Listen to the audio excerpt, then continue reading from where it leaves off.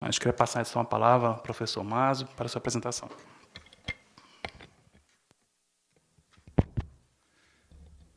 Bom, inicialmente gostaria de tecer os agradecimentos a esta casa, à Embaixada da Suíça, ao Comitê Internacional da Cruz Vermelha e, evidentemente, à mesa, né, com quem eu tenho a satisfação e orgulho de participar deste debate.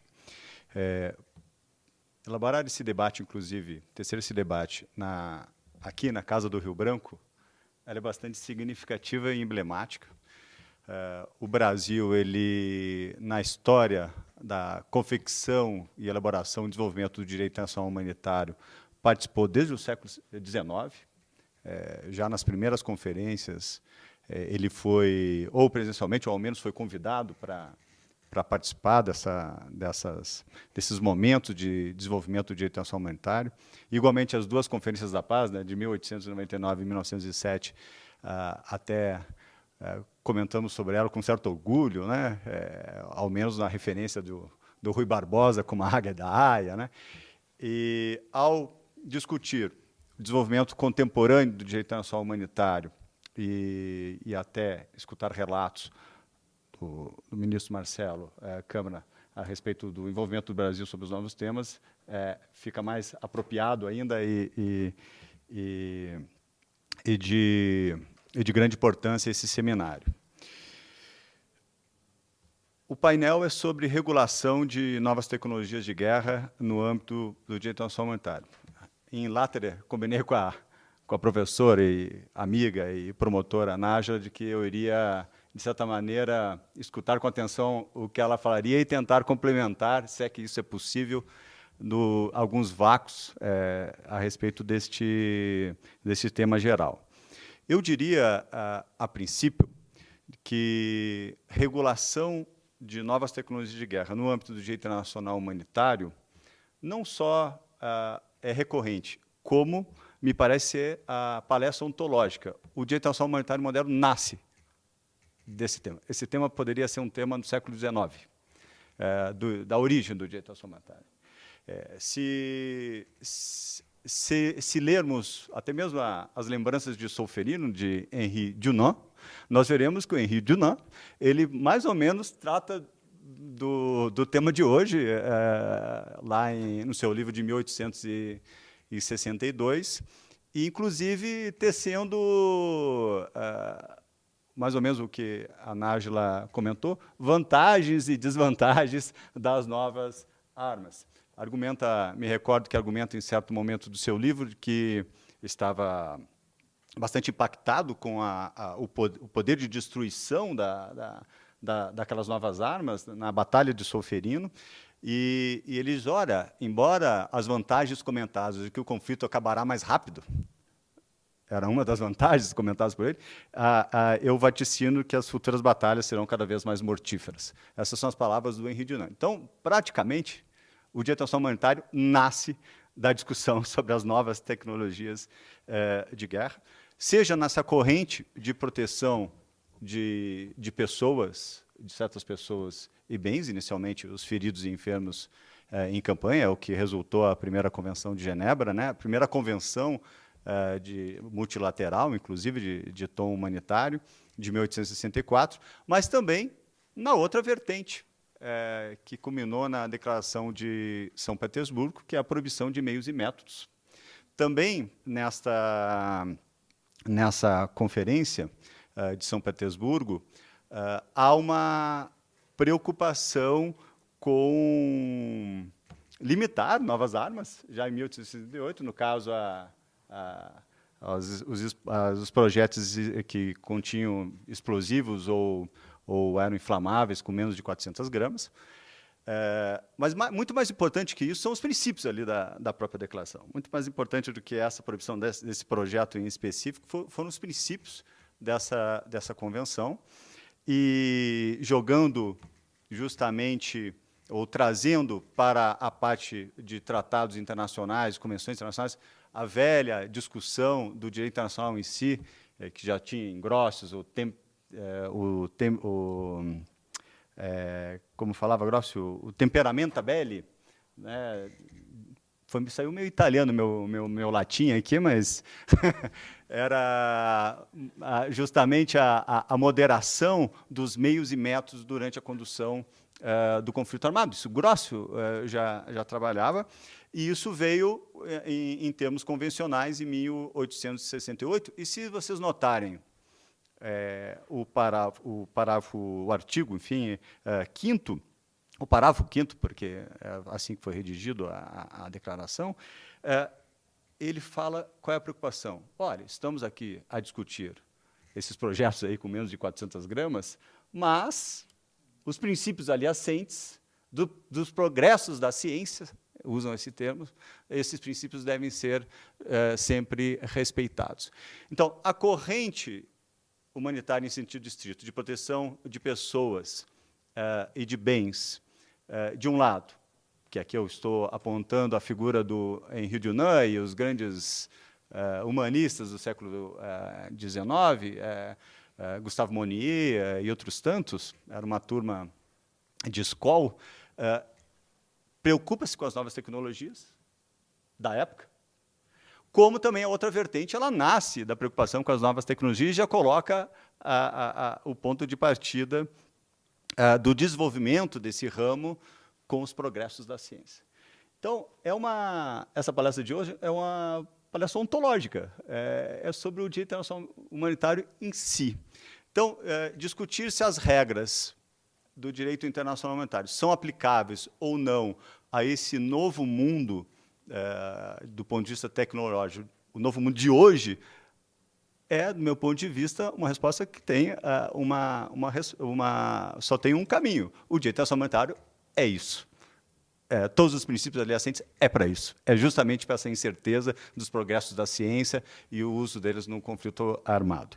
De certa maneira, nos sentimos, me incluo nessa tarefa, nos sentimos um pouco como Sísifo e o mito de Sísifo, né? A empurrar a pedra, não sei se vocês conhecem, mas seguramente conhecem um pouco do mito de Sísifo. Condenado pelos deuses gregos, Sísifo estava condenado durante toda a eternidade a empurrar a pedra, rolar a pedra montanha acima, e chegando quase ao pico, havia uma força irresistível que jogava essa pedra para baixo. Mas, como Albert Camus mesmo pontuou sobre o mito de Sísifo, só é uma pena porque ele era consciente da tarefa. Senão não seria uma pena, seria um trabalho braçal qualquer. Era uma pena porque ele era consciente, e o Sísifo foi punido por enganar a morte em vários momentos. Então, nós estamos aqui no Dia Internacional Humanitário tentando enganar a morte, de uma certa maneira, e rolar as nossas pedras. Algumas pedras já foram apontadas pela professora Nájila, como a Cláusula Martens, né? Que nos ajuda aí a encarar os novos desafios. O artigo 36 do protocolo 1 do protocolo 1 de 1977, que menciona sobre novas armas, né?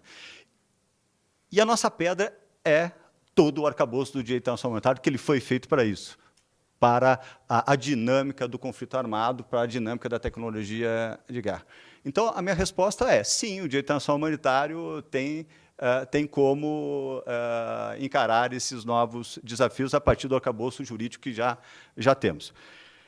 Bom, aí, claro, na prática, há desafios em matéria de prova, de responsabilização, de concretude, mas o direito internacional humanitário, sim, tem lá as suas respostas. Quando falamos, hoje, em 2019, de novas tecnologias, a regulação de novas tecnologias de guerra, é claro que poderíamos aqui pontuar todo o cenário de armamentos possíveis, porque a tecnologia ela vai da arma convencional à arma de destruição em massa. As armas convencionais são constantemente aperfeiçoadas, né? Foi citada a Convenção de 1980, ali, inclusive, e constantemente há um questionamento sobre como melhor aplicar o direito internacional humanitário diante dessas novas armas convencionais também. Armas de fragmentação, por exemplo, há uma série de desafios. Agora, é claro que a maior novidade são armas como as trazidas à baila, animadas com inteligência artificial, né, ou do mundo cibernético. E é sobre o mundo cibernético, então, que me permito tecer alguns comentários em termos de desafios do direito internacional nesse assunto. E até posso complementar, porque foram me dando tarefas aqui, né? A Ana já foi falando e foi me dando tarefas. Até posso comentar o que o Parlamento brasileiro está a fazer sobre esse assunto. E sobre os assuntos em geral de aplicação, implementação do direito internacional humanitário. Então, tecerei alguns comentários sobre o tema cibernético, mas deixando aqui a vírgula de que nós poderíamos comentar sobre vários outros assuntos em matéria de novas tecnologias, como drones, até modificação humana, medicamentos de modificação humana para modificar o espírito do combatente, mutações genéticas nesse sentido. Há uma série de outros conteúdos bastante instigantes, né, e estimulantes para discutirmos a aplicação do direito internacional humanitário diante dessas novas tecnologias.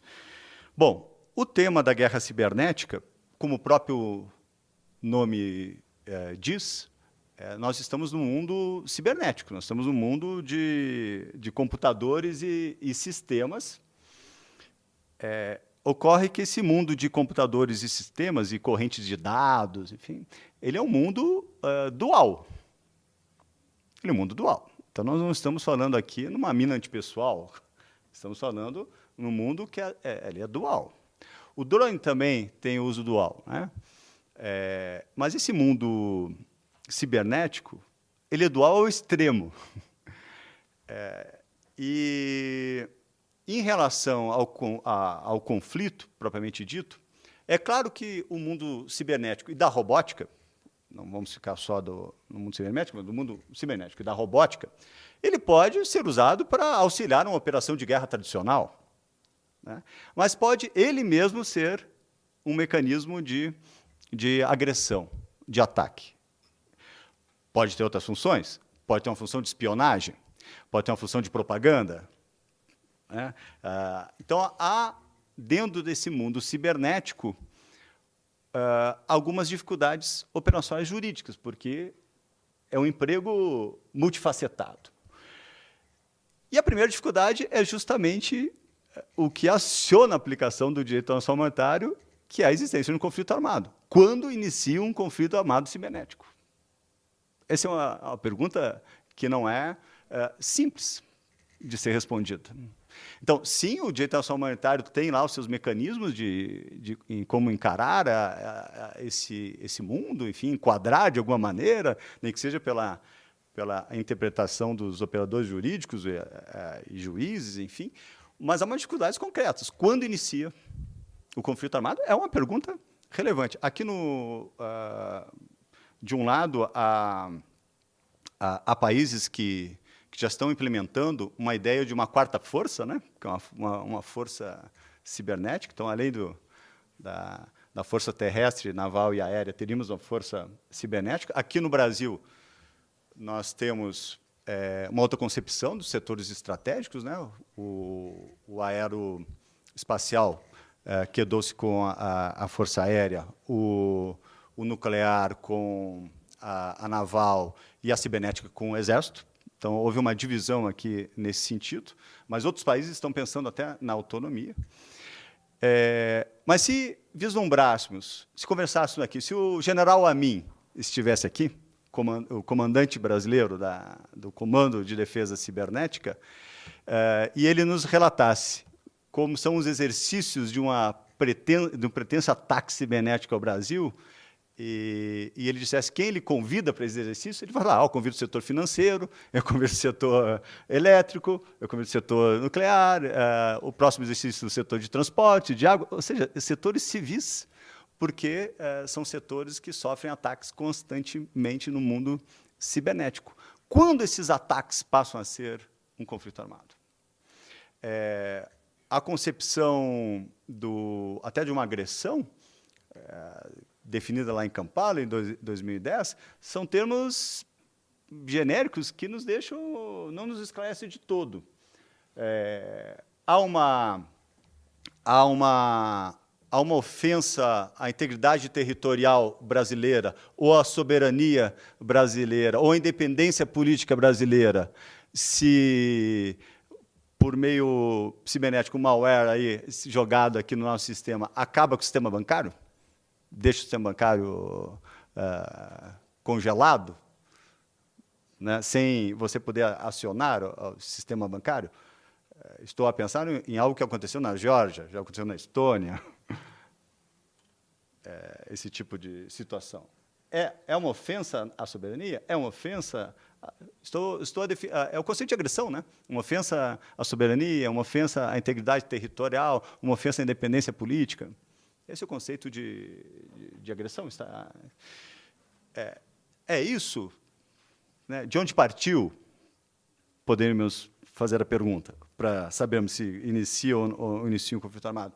Há dificuldades de saber de onde partiu. Há dificuldades. Não é fácil identificar de onde partiu. Ou, ao menos, leva um certo tempo. Portanto, é uma área em que a segurança e a defesa estão muito imbricadas. Então, a área de inteligência e a área de defesa estão muito imbricadas. E estão em constante diálogo para até identificar exatamente o que está acontecendo. Volto a dizer, esse mundo cibernético, claro, seria claramente declarado e enquadrado dentro do direito internacional humanitário, dentro do ius in bello já de conflito armado, se ele está a servir uma operação militar clássica. Mas, se eles são ataques para desestabilizar o outro país, a economia de outro país, nós estamos numa zona bastante cinzenta de se é ou não é uma agressão. Os mecanismos clássicos de definição de ser ou não ser agressão são mecanismos, até mesmo o Tribunal Penal Internacional está condicionado às opiniões do Conselho de Segurança. Então, cairíamos no Conselho de Segurança para definir se determinada situação de ataque cibernético é ou não um conflito armado? Porque existirá uma ocupação cibernética, assim como a ocupação territorial? Então, há uma série de dúvidas do ponto de partida, que é o conceito de conflito armado. Os exemplos ainda... É claro que o direito internacional, em geral, o direito internacional dos conflitos armados, enfim, em geral, ele evolui a partir de casos concretos. Os casos concretos ainda são poucos, né? Enfim, talvez no futuro nós consigamos separar o joio do trigo a partir do que ocorrerá. Mas, nesse atual estágio das relações internacionais e dos precedentes do que já aconteceu em termos cibernéticos, é difícil precisar o conceito de um puro conflito armado cibernético. Bom, mas aí vamos considerar que, sim, já é um ataque cibernético. O direito internacional humanitário, aí, ele deve ser aplicado com toda a sua força, até porque só ia acontecer, né, que esse ataque cibernético, ele mira, sobretudo, nas infraestruturas críticas. E as infraestruturas críticas atingem, sobretudo, a população civil. Então, aí estamos a proteger, né, e a caracterizar um crime de guerra se isso apagar um sistema hospitalar, abrir uma porta de uma represa que contenha forças perigosas, criar um sistema de explodir impressoras Wi-Fi na casa de todas as populações, de uma população dada. Você sabe que isso, tecnicamente, é possível, né? Então, há uma infinidade de possibilidades que quase podemos assim vislumbrar, vaticinar que ela terá como foco a ofensa à população civil e, claro, o princípio da distinção aqui, né, já poderá nos trazer a responsabilidade dos autores, né? Os autores esses que precisam ser investigados com maior precisão, né? Porque, em geral, os países vão dizer que não foram eles que os responsáveis. Outro desafio é a discussão do painel anterior, de direitos humanos e direito internacional humanitário. O mundo cibernético ele é onipresente, e ele está nos nossos bolsos, né? E o que está nos nossos bolsos conhece mais a gente do que nós mesmos, né? Então, ele sabe, aqui está cheio de algoritmos que podem nos identificar o horário que nós, com a média de horário que nós nos acordamos, ao se acordar, qual é o nosso interesse político, qual é a nossa orientação sexual, qual é a nossa, se nós estamos propensos a algum ato terrorista ou não, se gostamos de esporte ou não. O mundo cibernético conhece mais de nós do que nós mesmos. Existe um exemplo dado pelo pessoal da área de TI, né, que é um caso nos Estados Unidos em que uma família começou a receber propaganda sobre gestação.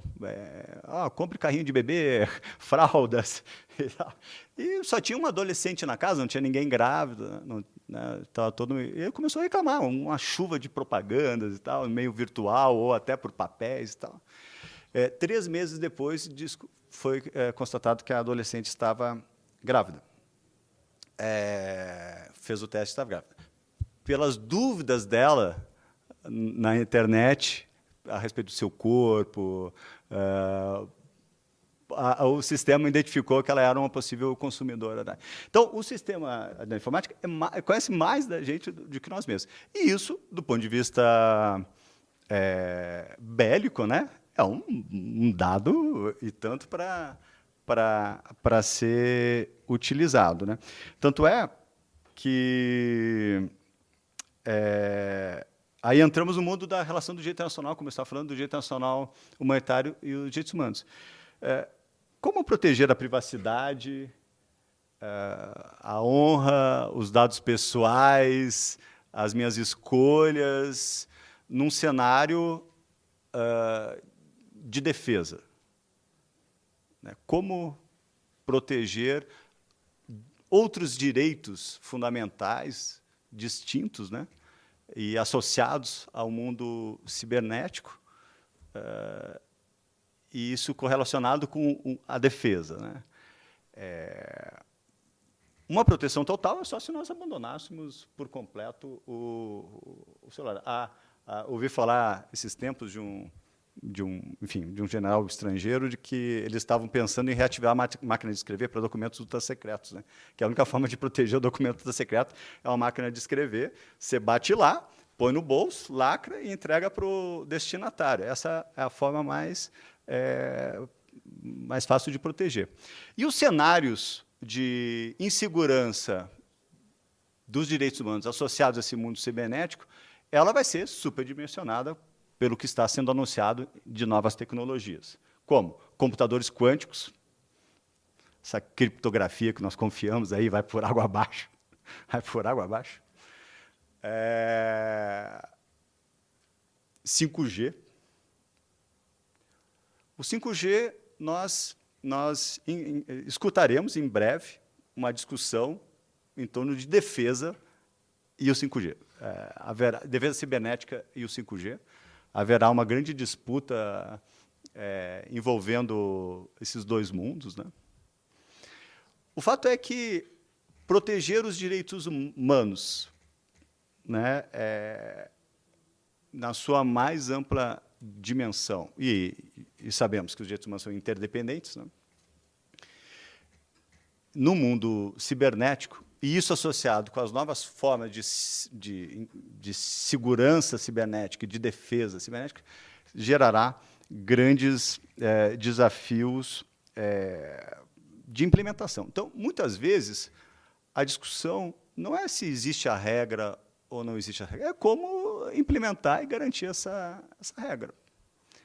É como provar quem é o autor, quem é o responsável, qual é a cadeia de comando, como eu protejo sem, na realidade, desproteger.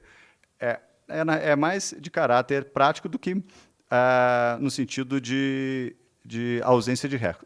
O direito internacional humanitário sabe quem ele quer proteger e o que ele quer proteger. Os direitos humanos sabem quem proteger e o que se quer proteger. A questão é o como. A questão é o como. E até mesmo quem está a ser responsabilizado. É como foi perguntado em relação às armas autônomas, aí eu estou, entre aspas, também colocando armas autônomas, porque a inteligência artificial tem peculiaridades, né, em relação à autonomia, mas foi discutido pela análise em relação a quem responsabilizar, se é o programador, o fabricante, enfim, essa é uma grande discussão. No Brasil, e aí eu volto para o que foi me pedido pela Nájila, no Brasil, esse ano, bom, conforme anunciado, eu sou consultor legislativo do Senado Federal da área de Relações Exteriores e Defesa Nacional. E, anualmente, escolhe-se um tema de política pública para a Comissão de Relações Exteriores se debruçar. Esse tema, por vezes, é típico de relações internacionais e, outras vezes, de defesa. Já discutimos de consulados à indústria de defesa. Esse ano o tema é defesa cibernética.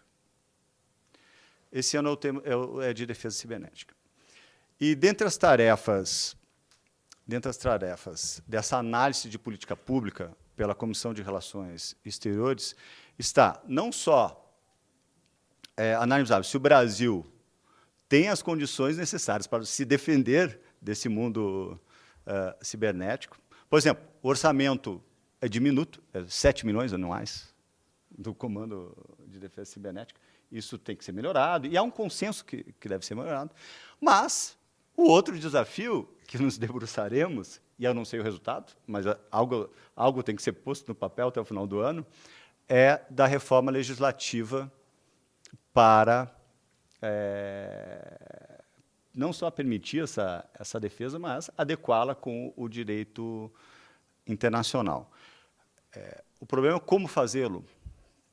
Teremos que alterar a Constituição, até onde pode haver essa invasão de privacidade para nos defender, né, que é mais ou menos, essa é a sinuca, né? Mas esse ano será necessariamente elaborado projeto de lei, proposição ou proposições legislativas na área cibernética, só do tema cibernético. Ocorre que discutir o tema cibernético pelo atual estágio da legislação brasileira em relação à implementação do direito internacional humanitário é algo bastante complicado. A Sílvia apontou que nós estamos aí com um projeto parado, bom, anteprojeto desde 2002, né? Desde 2002, já aniversariamos, tem aniversário, estamos comemorando o aniversário de 70 anos das Convenções de Genebra, do anteprojeto já temos décadas também desse anteprojeto, estamos prestes a comemorar 20 anos do anteprojeto, primeiro anteprojeto de implementação do Estatuto de Roma. Mas, se me permite dizer, também indo mais profundo na história legislativa brasileira, com a instalação da República no Brasil, o primeiro anteprojeto brasileiro foi de justiça militar. Eu estou falando de 1890, né? Estamos ali naquela década. Foi de justiça militar. E nesse anteprojeto, eu pedi para o Senado digitalizar, inclusive, eu posso repassá-los para... Tem toda a definição dos crimes de guerra baseado nos costumes internacionais da época. Era muito mais avançado do que é o atual Código Penal Militar. Mas aí tudo caiu por água abaixo, entrou o Código Penal da Armada, né, que é a raiz do nosso atual Código Penal Militar. Então, na verdade, estamos esperando esse anteprojeto desde 1890. Como não temos isso, qual é a minha base para discutir uma guerra cibernética? Se sequer os crimes de guerra clássicos não foram ainda devidamente tipificados, se sequer o conceito de conflito armado, em sentido geral, está corretamente posto. Não temos o conceito de conflito armado interno e estamos vinculados a uma declaração formal. Isso o Dia Internacional Humanitário há muito já suprimiu esse requisito de declaração de guerra, de decreto de mobilização. Não é o formalismo que define o conflito armado, mas na atual legislação brasileira é.